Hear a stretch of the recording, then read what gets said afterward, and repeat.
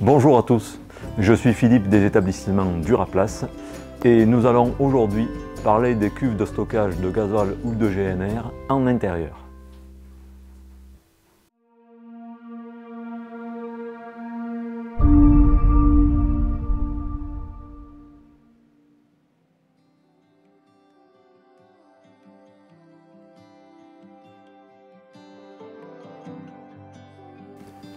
Que faire pour le traitement des réservoirs de gasoil ou de GNR contre les bactéries? Alors, premier élément, c'est que pour être moins polluant que le fioul, le GNR il contient moins de soufre que le fioul. Et il se compose aussi de biocarburants qui ont un pouvoir détergent. Ce pouvoir détergent, c'est lui qui peut provoquer une mise en suspension des dépôts accumulés au fil des ans dans la cuve.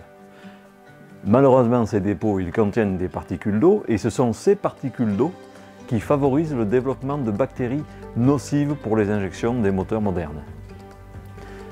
Donc en bout de chaîne, ça veut dire que vous pouvez avoir des incidents, des pannes sur vos moteurs, voire des immobilisations avec des frais parfois un peu conséquents. Donc pour anticiper ces phénomènes perturbateurs, il y a plusieurs recommandations. Premièrement, il faut utiliser un GNR de qualité.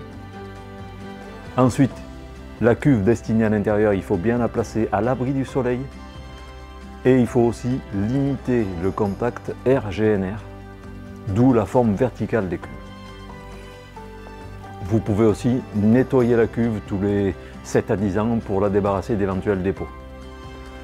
Quant au traitement lors de la fabrication de la cuve interne, nous appliquons une peinture spéciale au fluor qui permet de résister à l'agressivité des esters méthyliques d'acide gras et MAG présents à 7% dans le GNR.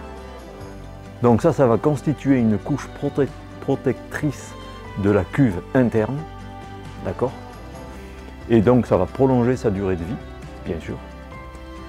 Deuxième effet bénéfique, c'est que ça va provoquer une réduction notable des odeurs de carburant, ce qui est toujours un peu pénible dans les endroits confinés.